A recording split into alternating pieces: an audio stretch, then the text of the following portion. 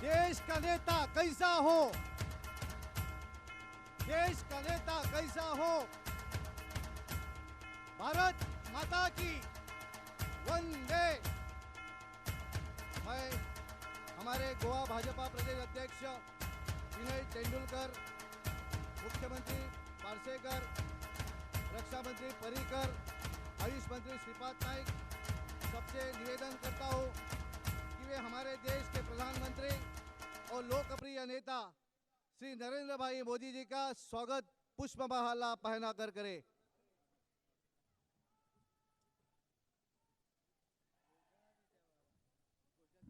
भारत माता की, भारत माता की। नरेंद्र मोदी जी आगे बढ़ो, नरेंद्र मोदी जी आगे बढ़ो। देश का नेता कैसा हो, देश का नेता कैसा हो। धन्यवाद।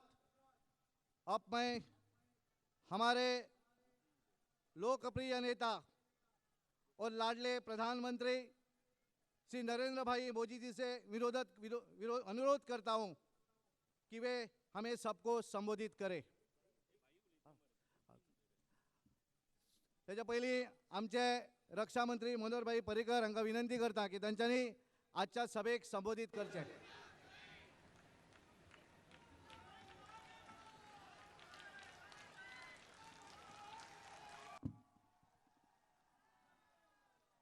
तुमका सगळ्यांक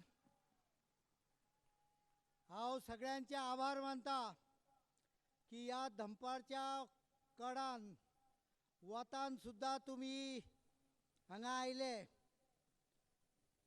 माचेर आशिल्ले आमचे देशाचे आणि आमचे सगळ्यांचे प्रिय प्रधानमंत्री माननीय श्री नरेंद्र भाई मोदी जी, गोयचे मुख्यमंत्री लक्ष्मीकांत पार्सेकर, आमचे उत्तर गोयचे खासदार आणि आयुष मंत्री श्रीपादजी नाईक, पक्षाचे अध्यक्ष विनय तेंडुलकरजी, बाब राजेंद्र आर्लेकर, दयानंद मांद्रेकर, अनिल होबळे, प्रकाश वेळीप, दक्षिण गोयचे खासदार नरेंद्र सावईकर, आमचे सदानंद तानावडे आणि कुंदाताई चोडणकर, डॉक्टर फडके आणि तुम्ही मोठ्या संख्येन हांगा आयिल्ले गोयचे नागरीक भाव भयणानो, 4 तारीख गोयचे भवितव्य ठरवणारी तारीख आसा। 2012 भारतीय जनता पक्षाक तुम्ही सगळ्यांनी स्पष्ट बहुमत दिले। गोयच्या राजकारणात गेल्या 56 वर्षां केवळ 9 वर्सां भारतीय जनता पक्षाचे सरकार आसा। पण गेल्या 9 वर्सां भितर भारतीय जनता पक्षाच्या सरकारान गोयच्या एकूण सामाजिक आणि इन्फ्रास्ट्रक्चर लेवलान जो बदल घडून हाडला तो म्हाका दिसता उरलेली 47 वर्सां काँग्रेस आणि महाराष्ट्रवादी गोमंतक पक्षाच्या सरकारांक केन्ना जमून ना। गोंयाक 1987 घटक राज्य मेळ्ळें।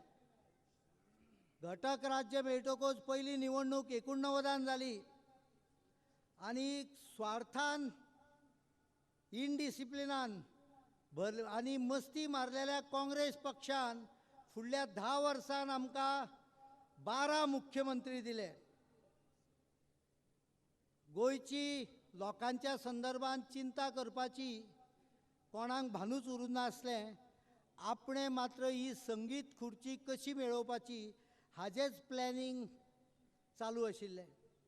आणि म्हणून जेन्ना 2000 सालान भारतीय जनता पक्षाचे सरकार आयले तेन्ना आमी पहिल्या खेपा घटक राज्य असलेल्या गोंयाक स्टॅबिलिटी दिली आणि स्टॅबिलिटी बरोबर प्रोग्रेस, प्रॉस्पेरिटी दोनूय दिले।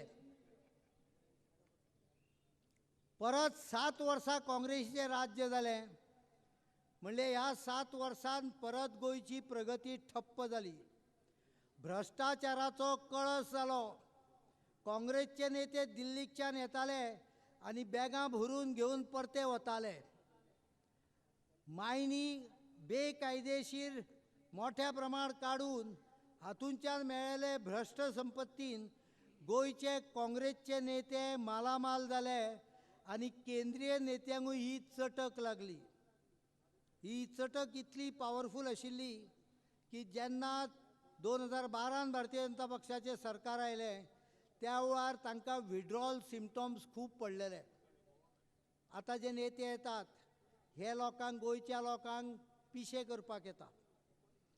आपले कितें तरी स्टेटमेंट करप आनी गोंयकारां खातीर कांय करप ना हाज्या पलीकडे हांकां व्हडलोसो इंट्रस्ट ना. आनी म्हणून जेन्ना 2012 आमचें सरकार आयलें आनी जेन्ना गोंयाचेर आर्थीक संकट आयलें तेन्ना केंद्रान बसलेल्या काँग्रेसीच्या सरकारान उज्यान तेल ओतलें.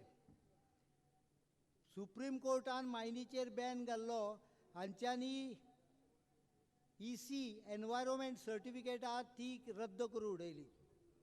गोंयाक एका आर्थीक संकटाच्यान वचचें पडलें. मदत करपाची सोडून दी पण अडथळे हाडपाचो प्रयत्न जालो. पण आमी जी उतरां लोकांक दिल्ली इतलें मोठें संकट येवन सुद्दां ती उतरां आमी पूर्ण पाळ्ळी. इन्फ्रास्ट्रक्चरचेर आसत, मागीर तातूंत मांडवी पूल आसत, कालवीचो पूल आसत, एका वर्सा भितर आमी पूर्ण केलो दिल्लें उतर पाळून. वॅट गोंयान टॅक्स ना केलो आनी त्यामुळे गोंयान पेट्रोल सगळ्यांक सवाय आसा. आयजूय हे महाराष्ट्र कर्नाटका पेक्षा 15 रुपया 14 ते 15 रुपया कमी आसा. ठरलेल्या प्रमाणे लाडली लक्ष्मी स्कीम 55,000 चलयांक ह्या स्किमीचो फायदो जाला. सादारण 47,000 तांचे पयशे 1 लाख तांच्या खात्यान जमा जाला. एक सेल्फ कॉन्फिडन्स चलयांक आनी चलयांच्या आवय बापायक दिवपाक भारतीय जनता पक्ष सक्सेसफूल जालो, यशस्वी जालो. सरकार येवच्या पयलीं 908 चलयो 1000 चल्या फाटल्यान जो रेट आशिल्लो तो आयज 860च्या पलीकडे पावला. सेक्स रेशियो गोंयान जवळ जवळ बॅलन्स जावपाक लागला. म्हाका दिसता सगळ्यांक व्हडलें ह्या योजनेचें यश आसत जाल्यार ह्या सेक्स रेशियोच्या बॅलन्सिंग जावपाच्या प्रक्रियेन आसा. आयज खंयच्याच बापायक आवयक अशें दिसना की चली जावप म्हणजे बर्डन आयलें तकलेचेर, चली जावप म्हणजे अडचण आयली अशें दिसना. हें कॉन्फिडन्स आयलें. बायलांक आमी गृह आदाराच्या माध्यमांच्यान तांची आर्थीक इंडिपेंडंट तांकां केली आनी तातूंतच्यान आयज ती स्वता एक आर्थीक इंडिपेंडन्स अनुभवतात. 1,500 म्हयन्याक 1.5 लाख महिलांक तांच्या बँकांच्या खात्यान वता. DSS आसत, अनेक अन्य स्किमी आसत. हांव स्किमी सांगिना, सोशल सॅक्टर आसत, इन्फ्रास्ट्रक्चर आसत. भारतीय जनता पक्षान दोनूय हातून अनप्रेसिडेंटेड जितलें गोंयकारांनी केन्ना पळोवन नासलें इतलें करून गेल्या 5 वर्सांत दाखयल्या. इन्फ्रास्ट्रक्चर अनेक प्रकल्प आमकां प्रधानमंत्री तांच्या पाठिंब्यान आनी नितीनजीच्या समर्थनान अनेक प्रकल्प मेळ्ळे. नॅशनल हायवे 17 6 लेनींग आसत, 4 लेनींग आसत. जुवारीचो पूल 1996 कोसळपाक आयिल्लो. प्रताप सिंग राणेन येवन एसेंब्लीन आमकां हांगले पूल कोसळपाक आयला आनी त्यामुळे 6 म्हयने गोंयच्या लोकांक फेरीबोटीन वचचें पडलें. विचार करा, आयच्या दिसा जर तूं त्या पुलाक कितें जालें जाल्यार फेरीबोटींच्यान आमी पलतडी वचूंक शकतले काय कितें? गोंयकारांनी हो विचार करपाची गरज आसा. कारण 96 पुलाक धोक्याची घंटा वाजलेली म्हणल्यार काँग्रेसच्या सरकारान 96 पासून 2000 पर्यंत आनी मागीर 2005 पासून 2012 पर्यंत कांय एक केलें ना. कसल्याच प्रकारचें प्लॅनिंग केलें ना. भारतीय जनता पक्षाचें 2000 सरकार आयलें, तांच्यांनी हें प्लॅनिंग केलें. अटलजीच्या सरकारा कडेन आमी स्कीम घेवन गेली, दगा फटा करून आमचें सरकार उडयलें.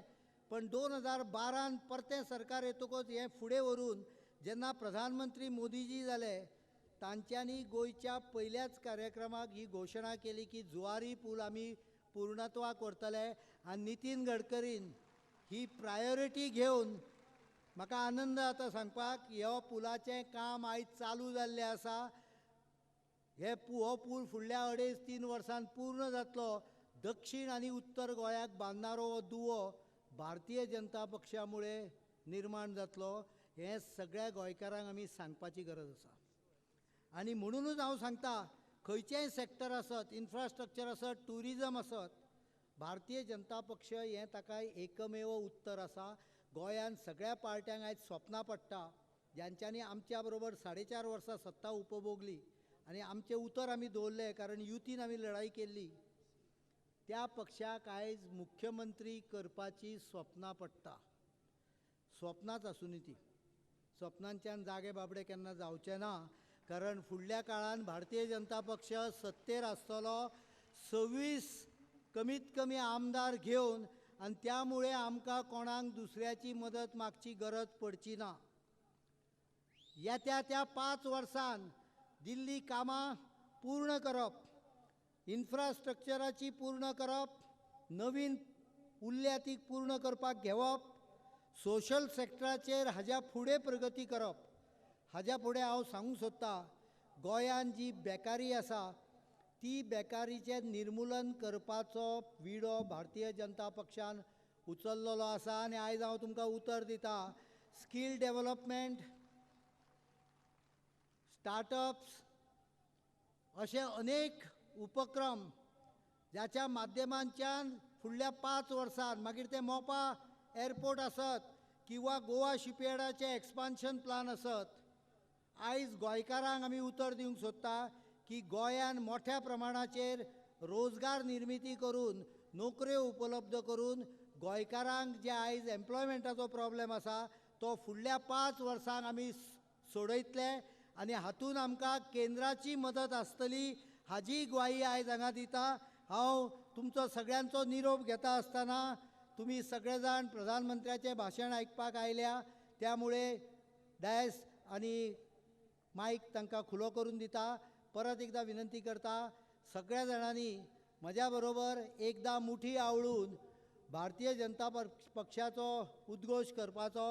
भारतीय जनता पार्टीचा आनीकूय नेटान भारतीय जनता पार्टीचा. Thank you. धन्यवाद भाई. अब मैं हमारे जनप्रिय नेता प्रधानमंत्री को अनुरोध करता हूं कि वे हम सबको संबोधित करें.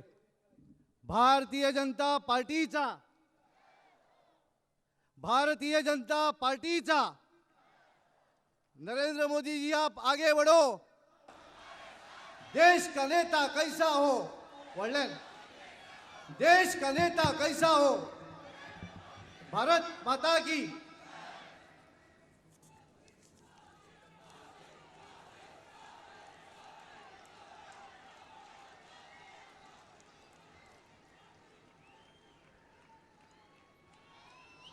सगळ्या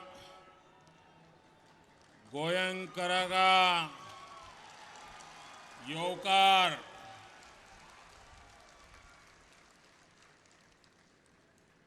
मंच पर विराजमान मंत्री परिषद के मेरे साथी, देश के रक्षा मंत्री श्रीमान मनोहर पर्रिकर जी, यहाँ के मुख्यमंत्री श्रीमान लक्ष्मीकांत जी,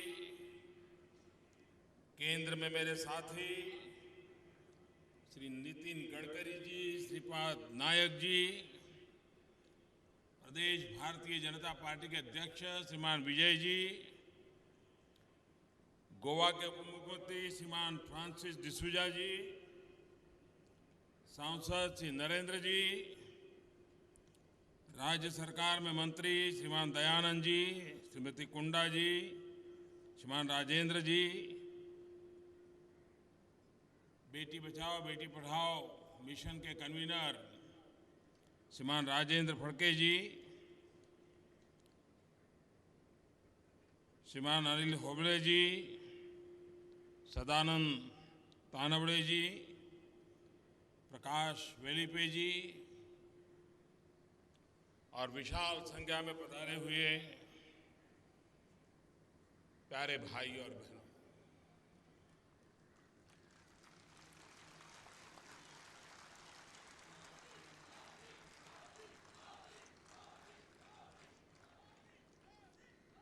मैं सबसे पहले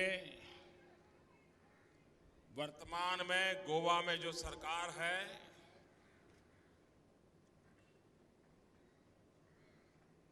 उस सरकार को बधाई देना चाहता हूं, गोवा वासियों को बधाई देना चाहता हूं, क्योंकि ये 5 वर्ष गोवा के विकास के वर्ष रहे हैं। एक ऐसी मजबूत नींव वर्तमान सरकार ने रखी है जिस पर आने वाले दिनों में विकास की भव्य इमारत बनाने का हमारा सपना है।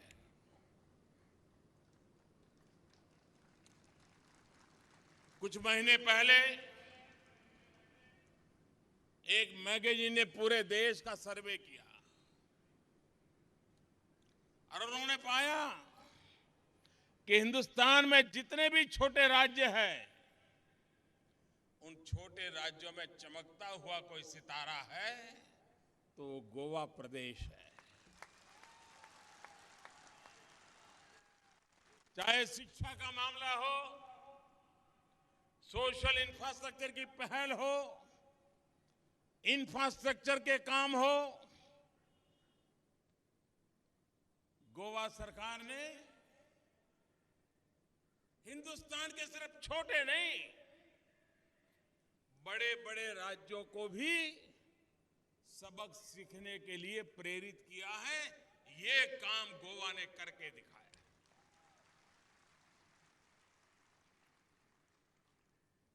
कभी कभी हम क्रिकेट को देखने के लिए स्टेडियम बैठे होते हैं तो उतनी बारीकी का पता नहीं चलता है जितना दूर घर में बैठकर के कोई टीवी पर देखता है। उसको बराबर समझ आती है बॉल कैसे जा रहा है, कहां कैच किया जा रहा है, फील्डर क्या कर रहा है, क्योंकि दूर से कैमरा लगे होते हैं, बराबर दिखाई देता है।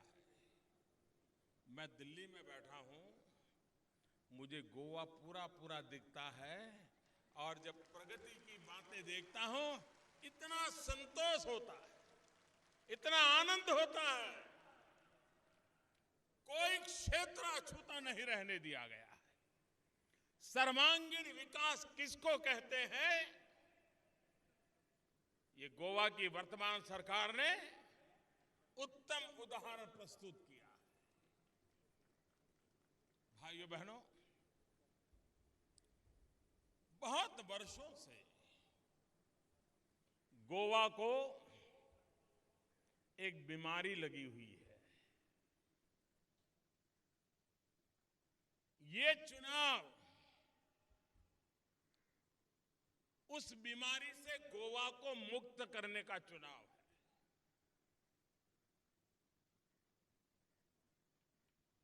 कौन सी बीमारी है? सबसे बड़ी बीमारी है अस्थिरता।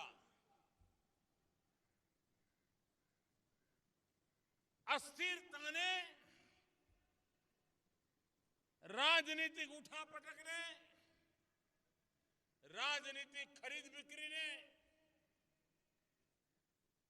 गोवा की सारी बातों को पीछे रख दिया। आप कल्पना कर सकते हैं, जरा याद करें पुराने लोग, 90 से 2000 का कालखंड, 10 साल में गोवा ने 1 डजन से ज्यादा मुख्यमंत्री देखे थे। 10 साल में 1 डजन से ज्यादा मुख्यमंत्री, 10 साल में ज्यादा से ज्यादा 2 हो सकते हैं। जब भी चाहो सरकार इसी बात में व्यस्त थी कि अगला शपथ समारोह कब होगा।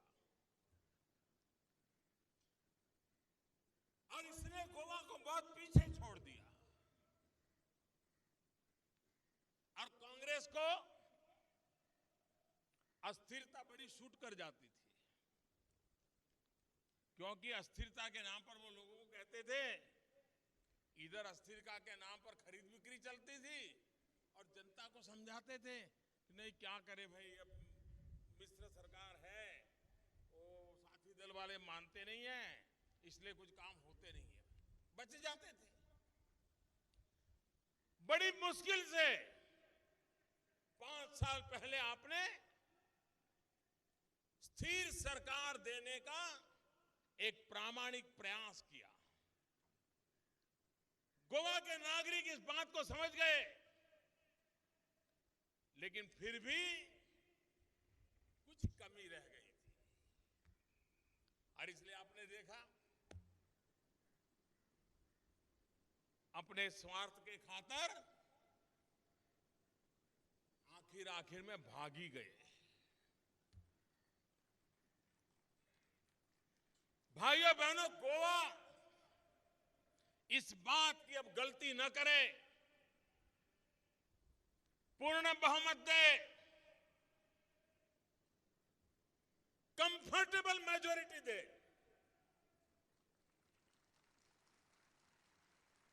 मैं आपको वादा करता हूं, अगर आप हमें कंफर्टेबल मेजॉरिटी देंगे, हम गोवा को हिंदुस्तान का सबसे कंफर्टेबल स्टेट बना देंगे।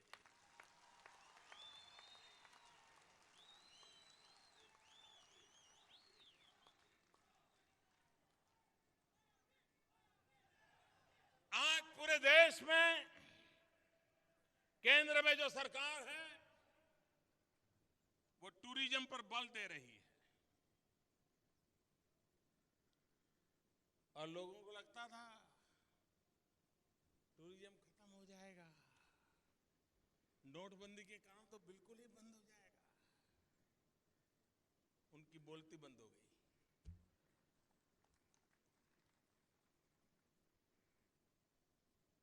दिवाली के बाद भी टूरिज्म में बढ़ोतरी होती गई। आप मुझे बताइए, हिंदुस्तान में टूरिज्म बढ़ता है, हिंदुस्तान में विदेश के टूरिस्ट आते हैं, सबसे ज्यादा लाभ किसको मिलता है?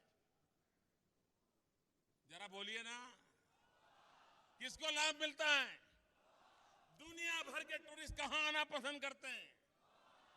ये इसलिए संभव है क्योंकि गोवा की हमारी सरकार ने टूरिज्म को केंद्र में रखते हुए इंफ्रास्ट्रक्चर का निर्माण किया है, और दिल्ली की भारत सरकार ने वीजा नियमों में ऐसा बदलाव किया है कि बहुत आसानी से टूरिस्टों को आने की सुविधा हो गई।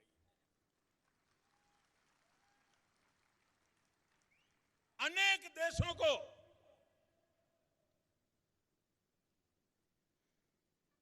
अराइवल वीजा देने की शुरुआत कर दी, अनेक देशों को ऑनलाइन ई वीजा देने की जरूरत कर दी। टूरिस्ट को यह सुविधाएं अच्छी लगती है, और इसका सीधा सीधा लाभ अगर किसी ने उठाया है तो गोवा की जनता ने, गोवा की सरकार ने उठाया है, और आने वाले दिनों में भी टूरिज्म के लिए पहले क्या होता था, सिर्फ टीवी पे एडवर्टाइजमेंट आ जाए तो उनको लगता था कि टूरिज्म बढ़ जाएगा। अब हिंदुस्तान में ही आप एडवर्टाइजमेंट दिखाते रहोगे, कलाकारों को लाकर के दिखा दोगे, तो विदेश का टूरिस्ट आएगा क्या?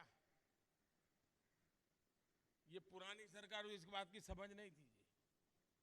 वो यहां पर टीवी पे खर्चा करते थे।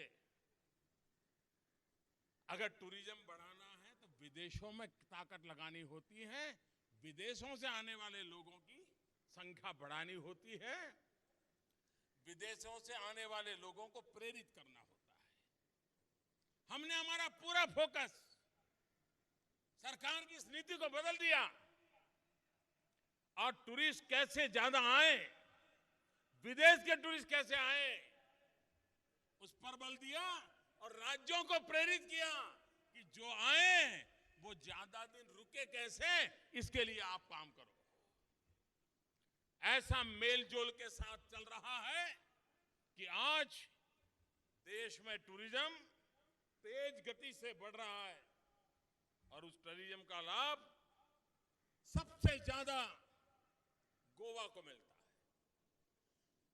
टूरिज्म एक ऐसा क्षेत्र है जिसमें सबसे कम पूंजी निवेश के भी आगे बढ़ाया जा सकता है। कम इन्वेस्टमेंट में ज्यादा रोजगार की संभावना टूरिज्म में होती है। हर कोई कमाता है। रिक्शा वाला कमाएगा, गेस्ट हाउस वाला कमाएगा, नाउवा वाला कमाएगा, टूरिस्ट गाइड कमाएगा, चाय बेचने वाला कमाएगा, बिस्किट बेचने वाला कमाएगा, चने ममरे बेचने वाला कमाएगा, गरीब से गरीब आदमी कमाता है। और इसलिए गोवा के आर्थिक उन्नति के लिए सबसे ज्यादा लोगों को रोजगार देने के लिए हम टूरिज्म को बढ़ावा देने की दिशा में राज्य सरकार के साथ कंधे से कंधा मिलाकर के हम प्रयास कर रहे हैं। व्यवस्था के लिए ब्रिज बनना बहुत स्वाभाविक बात है, लेकिन क्या कारण है कि 10 साल दिल्ली में ऐसी सरकार बैठी थी कि जिसको गोवा में एक भी ब्रिज बनाने में रुचि नहीं थी, रोडे अटकाने में लगे हुए थे। अगर गोवा में उपयुक्त इंफ्रास्ट्रक्चर नहीं होगा, छोटे सा राज्य सिकुड़ करके रह जाएगा, विकास की संभावनाएं धीरे धीरे कम हो जाएगी। लोगों को यहां से हट करके कहीं कर्नाटक, कहीं महाराष्ट्र जाने के लिए मजबूर होना पड़ेगा। अगर ये रिवर्स ट्रेन चालू हो गया तो गोवा के भाग्य का होगा, क्या होगा? इन बातों को ध्यान में रखते हुए हमने ब्रिज को भी प्राथमिकता दी और हमने ये भी तय किया कि और शहर में जो ब्रिज बनते हैं और राज्य में जो ब्रिज बनते हैं वे, और गोवा में जो ब्रिज बने वो, उसमें आसमान जमीन का अंतर होना चाहिए। यहां हर चीज ऐसी बननी चाहिए जो टूरिस्ट के लिए आइकॉनिक हो। यहां सिंपल चीजें नहीं चल सकती, क्योंकि हमें टूरिज्म को बढ़ावा देना है। और इसलिए जुवारी पुल करीब करीब 1000 करोड़ का लागत, और 1000 करोड़ की लागत से एक ऐसा अद्भुत ब्रिज बनाने का काम चल रहा है जो पूरा गोवा के लिए एक नया आइकॉनिक नजराना जुड़ जाएगा। टूरिस्ट के लिए आकर्षण का केंद्र बनेगा, गोवा वासियों के लिए सुविधा का आधार बन जाएगा। भाइयों बहनों, मैं आज गर्व से कह सकता हूं, पिछले 50 वर्ष की सब सरकारों ने, केंद्र सरकारों ने 50 साल में जितनी मदद की है उससे ज्यादा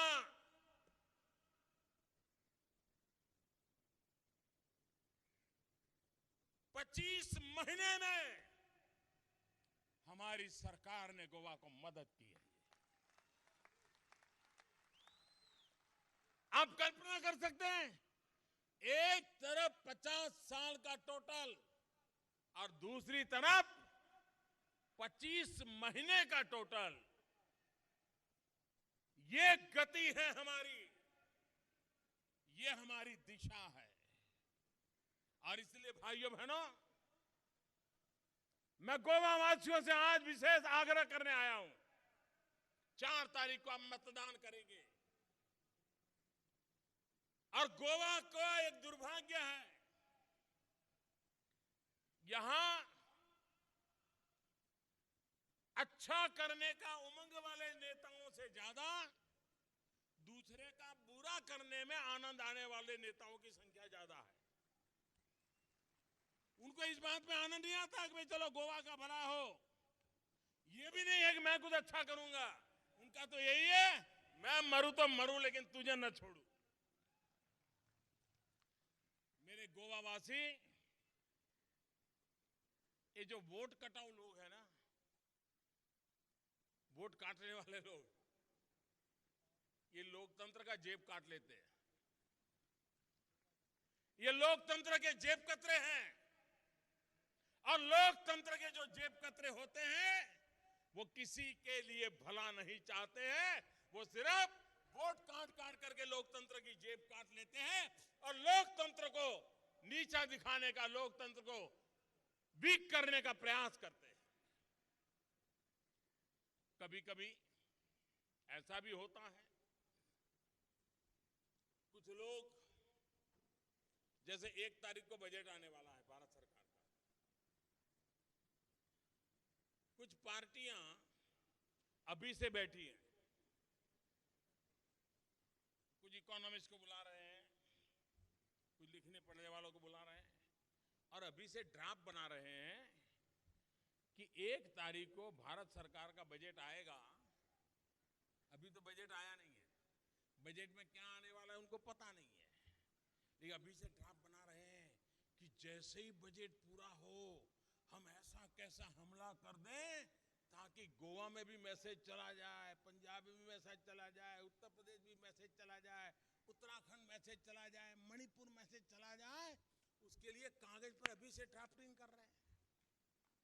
बजट आने के बाद कोई प्रतिक्रिया दे तो हम समझते हैं, विपक्ष आलोचना करे ये भी समझते हैं, लेकिन अभी से वो मेहनत, वित्त मंत्री बजट के लिए जितनी मेहनत कर रहे हैं उससे ज्यादा इस सरकार को बुरा भला कहने का मौका ढूंढने वाले लोग अभी से इतनी मेहनत कर रहे हैं कि बजट के खिलाफ क्या बोलना।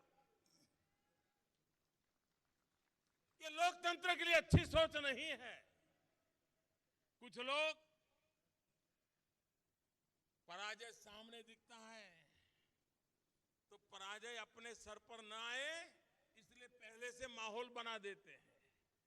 जब उनको पता चल जाता है, आपने देखा होगा कुछ बच्चे एग्जाम में अगर ठीक नहीं कर रहे हैं तो कहते हैं कि टीचर ने पढ़ाया नहीं था। माँ बाप भी कहेंगे नहीं नहीं ये स्कूल बेकार है, हमारा बच्चा, फिर कहेंगे नहीं नहीं वो एग्जामिनर जो था ना उसने ठीक देखा नहीं इसलिए बच्चे के मार्क्स कम आए। कभी ये नहीं देखते कि उनके बच्चे ने पढ़ाई की थी कि या नहीं की थी, लेकिन कारण ढूंढते हैं। यहां भी मैं देख रहा हूं, इस चुनाव में मैंने एक पार्टी का बयान पढ़ा, वो कह रहे थे हमें आश्चर्य है पंजाब और गोवा का चुनाव साथ साथ क्यों आया, दोनों 1 तारीख क्यों, एक ही 4 तारीख को कैसे आ गया, और दोनों बिल्कुल शुरू में कैसे आ गए। ये तो पीएमओ ने इलेक्शन कमीशन पर दबाव डाला है इसलिए आ गया है। मतलब पराजय की तैयारियां चल रही है, बहाने ढूंढे जा रहे हैं। हार जाएंगे तो क्या कहेंगे, इलेक्शन कमीशन ने डेट ऐसी दे दी इसलिए हार गए। क्या चुनाव में, लोकतंत्र में लड़ाई ऐसे मुद्दों पे करोगे कि इलेक्शन के कमीशन ने डेट कौन सी दे दी? अगर एम्पायर पर ही भरोसा नहीं करते हो तो खेल के मैदान में आते क्यों हो?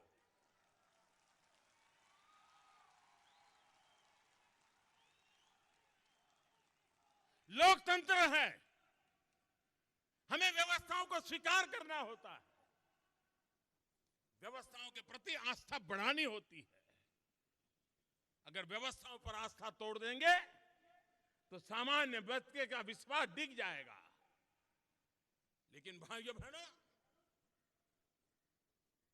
राजनीति को इतने नीचे स्तर पर ले जाने का प्रयास हो रहा है कि जिसके कारण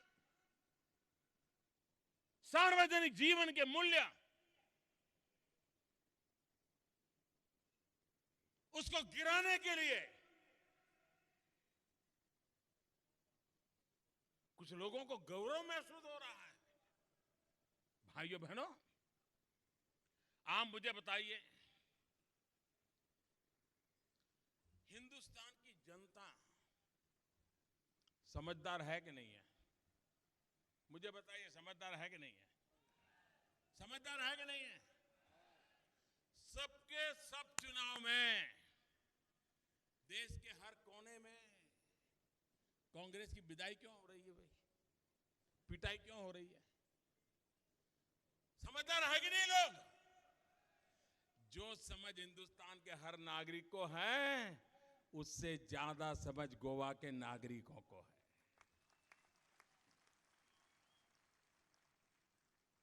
गोवा का नागरिक कांग्रेस के कुशासन को देख चुका है, भ्रष्टाचार की पाप लीला को भुगत चुका है, खरीद बिक्री के खेल देखे हैं। अब कभी भी हम गोवा को ऐसी मुसीबतों में फंसने नहीं देंगे। ये इस चुनाव के अंदर आप लोगों को निर्णय करना है। भाइयों बहनों, राजनीतिक विचार हो सकते हैं, राजनीतिक मतभेद हो सकते हैं, निर्णय की आलोचना हो सकती है, लोकतंत्र में वो स्वाभाविक भी है। लेकिन भाइयों बहनों, पीड़ा तब होती है जब राजनीतिक नेता, राजनीतिक दल विकास के मुद्दे पर चर्चा करने से भागते हो। देश में चुनाव विकास के मुद्दे पर लड़े जाने चाहिए। देश में सरकारों की कसौटी विकास के तराजू से तोलनी चाहिए। हिंदुस्तान के सामान्य मानवी के जीवन में बदलाव तभी आने वाला है। भाइयों बहनों, आज दुनिया देख रही है कि हिंदुस्तान में वर्षों के बाद एक ऐसी सरकार आई है जिसमें हिम्मत है, हिम्मत से फैसले भी लेते हैं।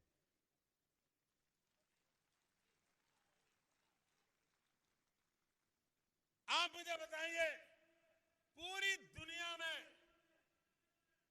मैं आपसे जवाब चाहता हूं, आज पूरी दुनिया में हिंदुस्तान का जय जयकार हो रहा है कि नहीं हो रहा है? हिंदुस्तान का जय जयकार हो रहा है कि नहीं हो रहा है? अमेरिका में हो रहा है कि नहीं हो रहा है? जापान में हो रहा है कि नहीं हो रहा है? चीन में हो रहा है कि नहीं हो रहा है? श्रीलंका में हो रहा है कि नहीं हो रहा है? नेपाल में हो रहा है कि नहीं हो रहा है? भाइयों बहनों, ये जय जयकार क्यों हो रहा है? क्या कारण है? क्या कारण है जय जयकार हो रहा है? पूरी ताकत से बताइए, क्या कारण है जय जयकार हो रहा है? मोदी के कारण नहीं हो रहा है। ये जय जयकार हो रहा है 125 करोड़ हिंदुस्तान वासियों ने 30 साल के बाद पूर्ण बहुमत वाली सरकार चुनी। अगर दिल्ली में अस्थिर सरकार होती तो आज विश्व हिंदुस्तान की तरफ जिस प्रकार से देख रहा है, नहीं देखता।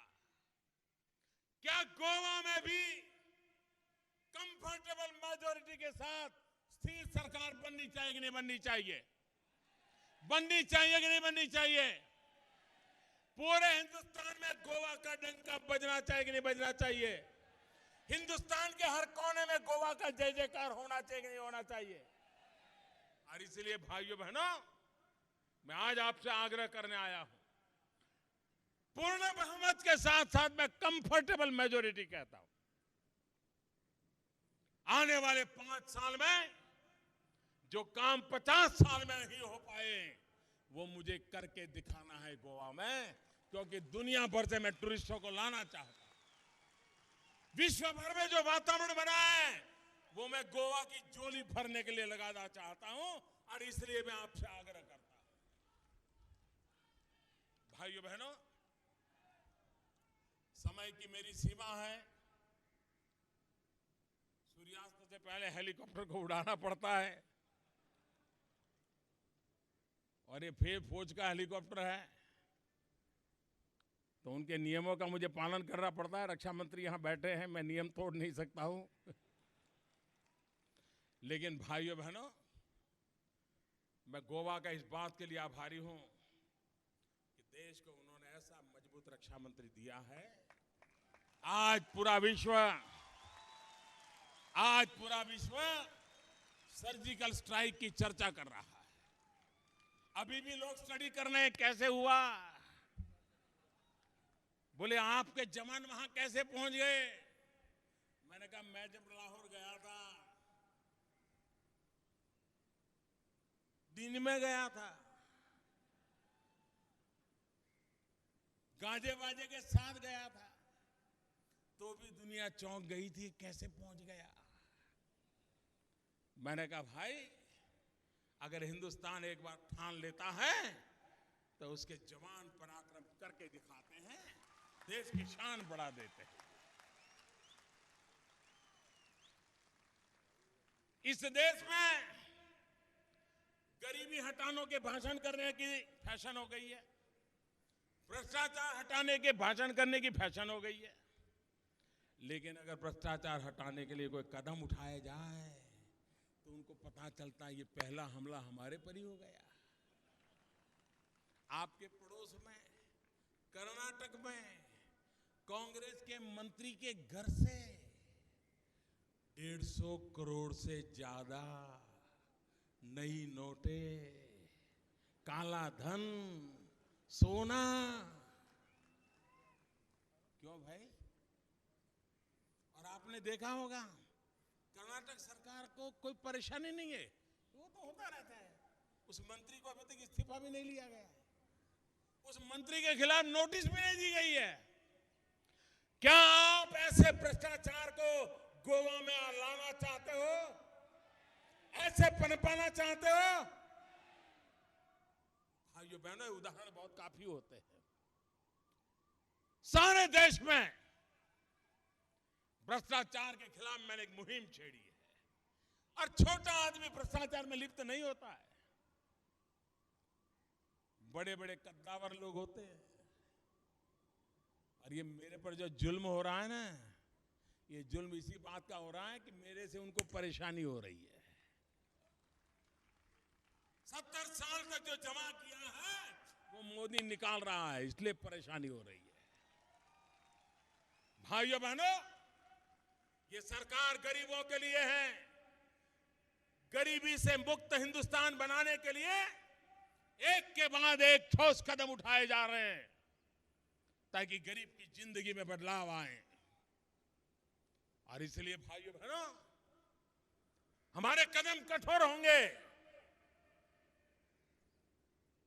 लेकिन देश की भलाई के लिए होंगे, राजनीतिक स्वार्थ के लिए नहीं होंगे। देश को भ्रष्टाचार से मुक्त कराने के एक ईमानदार प्रयास का हिस्सा होंगे। और इसलिए मैं आज गोवा वासियों से अनुरोध करने आया हूं। 4 तारीख को मतदान है, सर्वाधिक मतदान हो, फिर एक बार गोवा को स्थिर सरकार मिले, कंफर्टेबल मेजॉरिटी के साथ भारतीय जनता पार्टी की सरकार बने, फिर एक बार कमल पूरी ताकत से खिले, और जैसे कमल खिले वैसे मेरा गोवा भी खिले। भाइयों बहनों, इसी एक अपेक्षा के साथ मैं फिर एक बार यहां के सभी नेताओं को बधाई देता हूं, उनके पुरुषार्थ को बधाई देता हूं। गोवा को आगे बढ़ाने के लिए उन्होंने जो कोशिश की है उसको बधाई देते हुए मेरी बात को पूर्ण करता हूं। मेरे साथ पूरी ताकत से दोनों हाथ ऊपर करके बोलिए, भारत माता की, भारत माता की, भारत माता की। धन्यवाद।